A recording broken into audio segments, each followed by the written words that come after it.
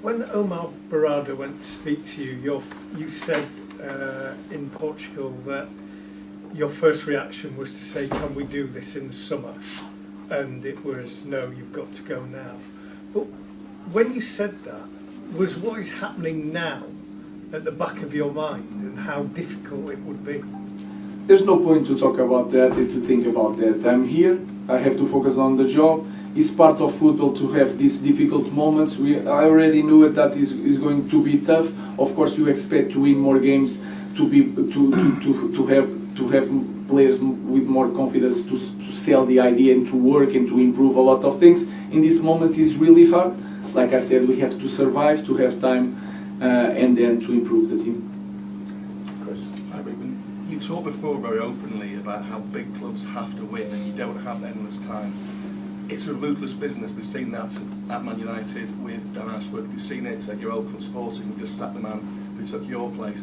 I mean, obviously, it's absurd at the moment to be talking about your future, any kind of doubts at all. But are you comfortable that you have the time and the space to do the job that you need to go and do? The coach, the manager of Manchester United cannot be never, no matter what, comfortable. And I know the business that I'm in. So I know that if we don't win, regardless if they pay the buyout or not, I know that every manager is in danger, and I like that. I like that because that is our job. So I understand the question, and you can say that I'm here in month ahead for trainings, but we are not winning. So I have that. That is a reality, and I'm quite comfortable with that. Because you're going to be without your captain, suspended, could you have Harry Maguire as your captain?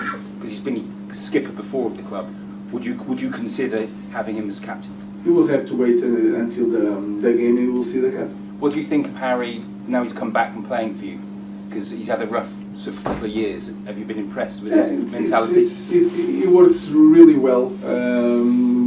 He's focused on the job, not what people said. He has no excuses, even if he had some tough moments. So I think in that department he's an example. So he's there to play, to help the team. He's trying to do that.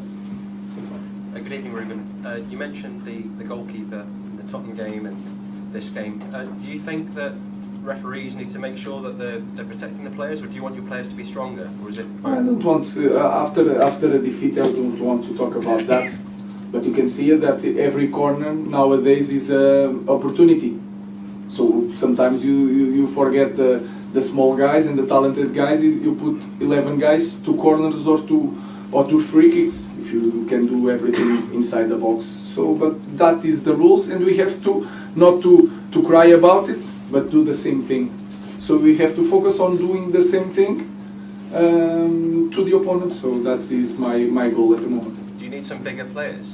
No, what I'm saying is that if set pieces is becoming so important, you can do everything. So we have to learn it, and I have to do it the same thing, even with the small guys. We just have to copy and do the same thing, and not trying to change the rules. Just use the rules to score also goals with set pieces. Thank you. Newcastle up next. What kind of challenge are you expecting from them? They're a side in good form, and obviously the struggles you had against Bournemouth, you felt the atmosphere in the stadium. What Yeah, we have to fight against everything, because our supporters are always there, but they are tired of this moment. We have to expect that any play from Newcastle near our box is going to put the stadium nervous, and our players have to cope with that. So it's a very strong team, very fast, with a lot of pace, with a lot of time working with the same coach, and we want to be competitive and try to win the game, that's all. Last question, Andy. What do you want from the fans against Newcastle? Nothing.